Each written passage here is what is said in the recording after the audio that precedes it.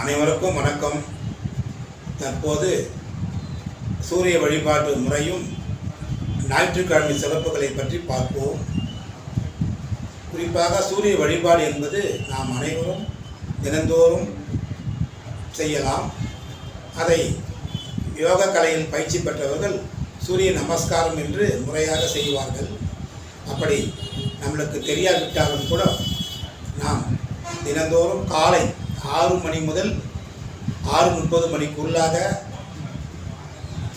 வீட்டிலேயோ அல்லது வெளியோ சூரிய பகவானை பார்த்து நமஸ்காரம் செய்ய வேண்டும். தலைக்கு மேல் கைகளை உயர்த்தி நம் வேண்டுதலை வைத்தால் கண்டிப்பாக சூரிய பகவான் அதற்கான வழிமுறையை உங்களுக்கு செய்து கொடுப்பார் என்பது வரலாற்று சான்று. மேலும் ஞாயிற்றுக்கிழமையில் பிறந்தவர்களும் தந்தையை இழந்தவர்களும் கிருத்திகை, உத்திரம், உத்திராடம் போன்ற நட்சத்திரத்தில் பிறந்தவர்களும் இந்த வழிபாடு செய்வது மிக மிக சிறப்பை தரும். மேலும் ஞாயிற்றுக்கிழமைகளில் பொதுவாக அரசாங்கம் சம்பந்தப்பட்ட வேலைகளை பார்ப்பதாக இருந்தாலும் அல்லது அரசாங்க வேலைக்காக காத்திருப்போர் இந்த சூரிய வழிபாடை செய்வது மிகவும் சிறப்பு.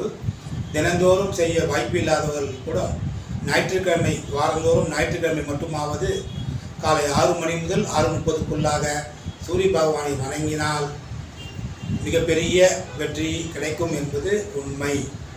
மேலும் ஞாயிற்றுக்கிழமைகளில் காலை 11 மணி முதல் 12 மணி வரையும், மாலை 6 மணி முதல் 7 மணி வரை மிக சிறப்பான சுப நிகழ்ச்சிகளை துவக்கலாம் அல்லது செய்யலாம். அன்று அது வெற்றியில் போய் நடக்கும் என்பது உண்மை. மேலும் ஞாயிற்றுக்கிழமைகளில் நம் முன்னோர்கள் குறிப்பாக தந்தை வழிபாடு, குலதெய்வ வழிபாடு செய்தால் மிகவும் சிறப்பை தரும் என்று கூறி, மேலும் நம் அனைவருக்கும் உலக பொதுவான தெய்வமான சூரிய பகவான் அனுகிரகமும் ஆசீர்வாதமும் கிடைக்க வேண்டும் என்று வேண்டி, ஓம் சூரிய பகவானே போற்றி, ஓம் ஞாயிறே போற்றி. நன்றி. வாழ்க வையகம், வாழ்க வளமுடன். நல்லதே நினைப்போம், நல்லதே நடக்கும்.